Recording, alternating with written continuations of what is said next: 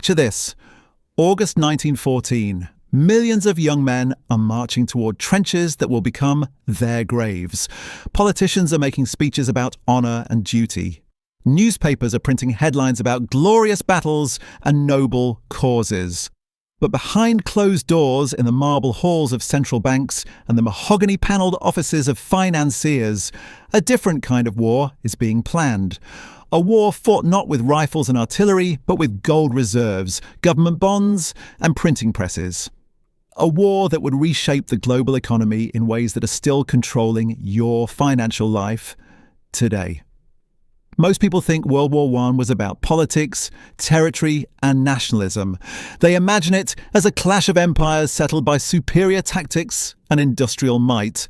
But that's only half the story. The real war, the one that determined not just who would win on the battlefield, but who would dominate the world for the next century, was economic. It was a financial conflict so ruthless and so sophisticated that it makes modern economic warfare look like child's play. Here's what they don't teach you in history class. The moment those first shots were fired in Sarajevo, every major power in Europe faced the same terrifying reality. Modern warfare was impossibly expensive. Not expensive like previous conflicts, where kings could fund campaigns from their personal treasuries or levy taxes on their subjects. This was industrial-scale slaughter that devoured money at a rate no government had ever imagined possible. Within weeks of the war starting, the financial foundations of civilization began to crack. The gold standard, that sacred promise that every paper bill could be exchanged for actual precious metal, became a luxury that warring nations could no longer afford. One by one, the great powers made a choice that would echo through history. They abandoned real money for the convenience of printing press promises.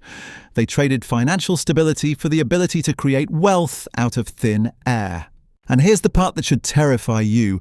Once they discovered they could conjure money from nothing during a crisis, they never stopped. Every economic disaster since then, every inflation, every bailout, every time you've watched your purchasing power evaporate while the wealthy got richer, traces back to lessons learned in those war rooms over a century ago. But this financial war wasn't fought equally. Some nations entered with massive advantages. Others were doomed from the start, and the winners weren't necessarily the ones with the biggest armies or the best generals. They were the ones who understood that money itself had become the ultimate weapon. Take Britain.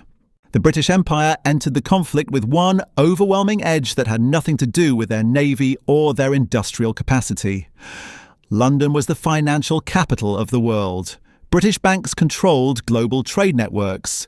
The pound sterling was trusted from New York to Hong Kong. When Britain needed to finance its war machine, it could tap into credit markets that other nations could only dream of accessing. But even more crucially, Britain had friends with deep pockets across the Atlantic. In 1914, America was officially neutral. President Wilson proclaimed that the United States would remain above the European conflict. But neutrality has never applied to bankers seeking profit. While American politicians spoke of staying out of European wars, American financiers were already choosing sides. Wall Street firms began arranging loans, managing purchases, and financing the Allied war effort on a scale that dwarfed anything in financial history. This wasn't charity. This was the birth of American financial dominance. Every loan came with interest. Every transaction generated fees. Every month that the war dragged on, American banks grew richer and more powerful. By the time the United States officially entered the conflict in 1917, Wall Street had already been funding Britain and France for 3 years. The neutrality was a fiction. The financial alliance was real. Meanwhile, Germany faced a completely different reality. Cut off from global markets by naval blockades and isolated from international credit, Berlin had only one option. It had to convince its own people to fund the war. The propaganda machine went into overdrive. Posters appeared on every street corner showing heroic soldiers defending the fatherland. Families were urged to sacrifice their savings for victory bonds. Citizens were told that buying war loans was the highest form of patriotism. The German government raised over 100 billion marks this way, but it was all built on a single, catastrophic assumption. They believed they would win. Every bond sold was a promise to repay after victory. Every mark borrowed was guaranteed by future conquest.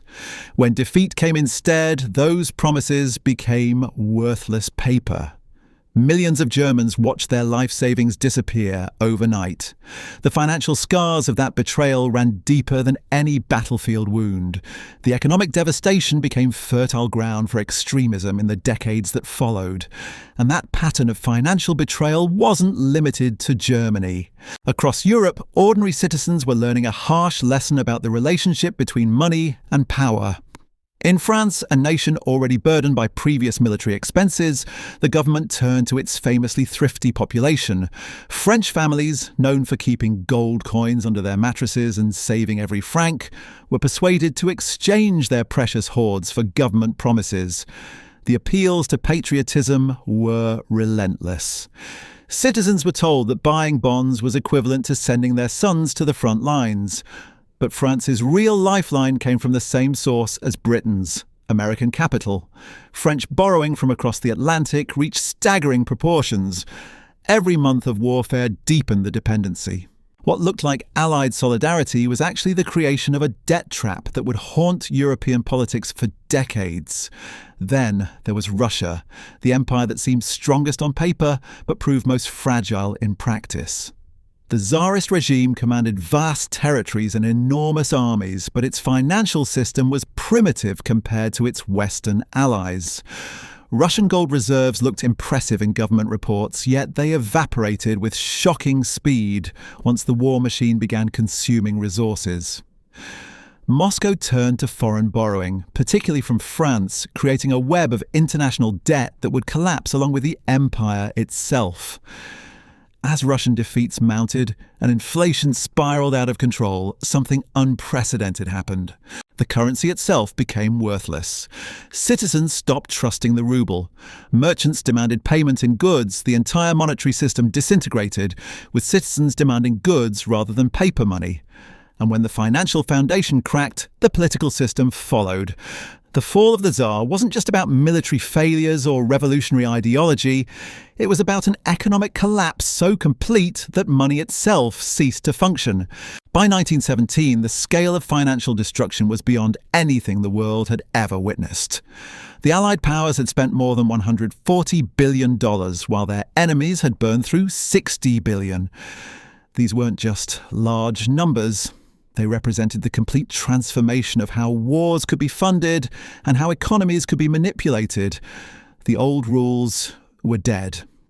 The gold standard, once considered as permanent as gravity itself, had been abandoned by every major power. Inflation was ripping through economies like wildfire, and governments had discovered something intoxicating. They could create money whenever they needed it. The printing press had become more powerful than any weapon on the battlefield. But the most important discovery wasn't about financing war. It was about controlling populations. Leaders realized they could use financial emergency to justify almost anything. Suspend constitutional protections, seize private property, force citizens to accept worthless paper in exchange for real goods. And the people, caught up in patriotic fervor and wartime propaganda, would not only accept it, but demand more. This was the birth of modern economic manipulation. Every technique used today by central banks and governments traces back to innovations pioneered between 1914 and 1918. The ability to create money from nothing, the use of debt as a weapon, the transformation of savings into political control. The methods were perfected in those 4 years of slaughter. When the armistice was finally signed, the financial battlefield looked even more devastating than the physical one. Europe was drowning in obligations it could never hope to repay. The United States had transformed from debtor to creditor, from financial follower to global leader. Wall Street had displaced London as the centre of world finance, and the stage was set for decades of economic warfare that would prove even more destructive than the military conflict that preceded it. The peace treaty that ended the shooting war created the conditions for an even more vicious financial war. Germany was saddled with reparations so massive they defied economic reality. The Allies, desperate to repay their own debts, demanded payments that would require the German economy to produce wealth it simply didn't possess. What began as a conflict over territory and empire ended as the blueprint for financial control that defines our world today. The secret economic war behind World War I didn't end in 1918. It simply evolved. The techniques perfected in those 4 years of chaos became the foundation of modern monetary policy. The emergency powers claimed during wartime became permanent features of peacetime governance. The abandonment of gold became the abandonment of any real constraint on government spending. Every time you watch your savings lose value to inflation, remember 1914. Every time governments promise that their latest crisis spending is temporary, remember how temporary the abandonment of gold was supposed to be. Every time you're told that printing money will solve economic problems, remember the millions of Germans who learned the hard way that promises backed by nothing are worth exactly nothing. The real victors of World War I weren't the nations that won battles. They were the financial interests that learned to profit from chaos itself. And they've been using the same playbook ever since. The war proved that money is the ultimate weapon, and that those who control it control everything else. History doesn't repeat, but the patterns never change. The next time someone tells you that this time is different, that the fundamentals are sound, that the system is stable, remember the secret war that's still being fought. Because understanding that war is the only way to protect yourself from becoming its next casualty.